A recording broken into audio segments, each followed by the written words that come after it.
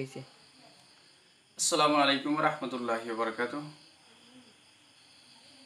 সম্মানিত viewers, Assam social welfare ফাউন্ডেশনের পক্ষ থেকে সবাইকে স্বাগতম, শুভেচ্ছা জ্ঞাপন করছি।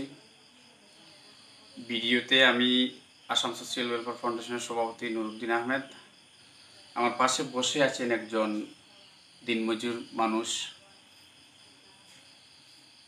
আপনারা সকলে জানেন, বর্তমানে কেন্দ্র রাজ্য সরকারের নির্দেশে লকডাউন তৃতীয় পর্যায়ে লকডাউন অব্যাহত রয়েছে।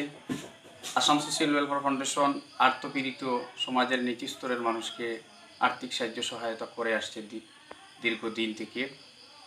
আমরা বর্তমানে শুধু লকডাউনের দ্বিতীয় পর্যায়ে আমরা কিছু উদ্যোগ নিয়েছি, আর্তপীড়িত অসহায় কিছু মানুষকে সাহায্য করব। সাথে রমজান মাসের পবিত্র বাৎসরিক ঈদের উদ্দেশ্যে যাতে অসহায় নিপীড়িত মানুষরাও ঈদের আনন্দে আমাদের সাথে কিছুটা আনন্দ করতে পারে সেই উদ্দেশ্যে।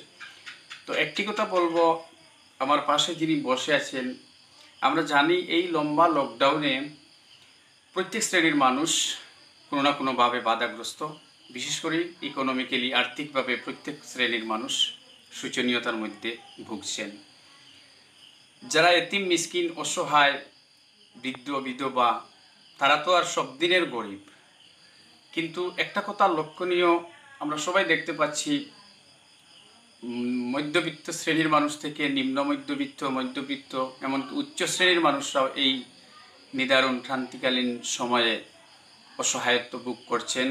বিশেষ করে তাদের কর্ম হারানোর কারণে, কর্ম যেটা যারা যে পেশায় কর্ম করেন সেই কর্ম থেকে বঞ্চিত হওয়ার কারণে প্রত্যেক মানুষ বিপদগ্রস্ত।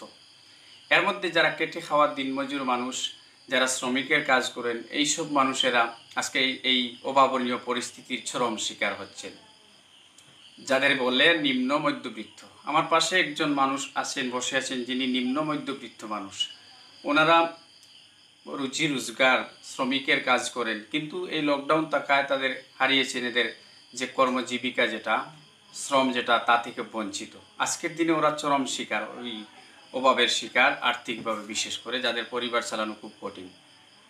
তো এতিম মিসকিন অসহায় মানুষের পাশাপাশি আজ আমি এই নিম্ন মধ্যবিত্ত একজন মানুষকে আমাদের ফাউন্ডেশনের পক্ষ থেকে সামান্য অর্থ দিয়ে সাহায্য করব।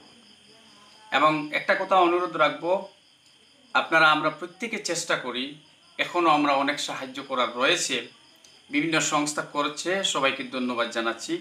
প্রত্যেক শ্রেণীর মানুষ, ব্যক্তি বিশেষ থেকে শুরু করে দল সংগঠন, সবাই যেন আমরা এই মানুষগুলোর পাশে আসি।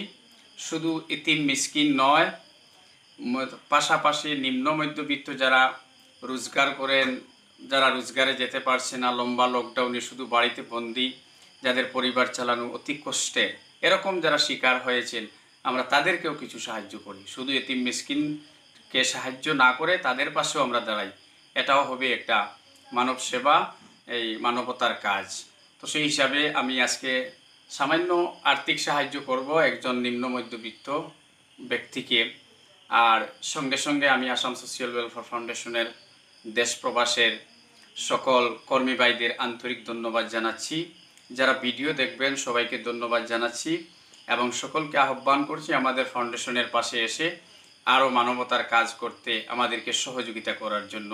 Assam social welfare foundation lockdown প্রথম দিকে যখন লকডাউন আরম্ভ হয়েছে, তখন আমরা প্রায় 150-200 পরিবারকে 1.5 লক্ষ টাকা আনুমানিক আমরা ত্রাণ সামগ্রী বন্টন করেছি বিভিন্ন জায়গায়।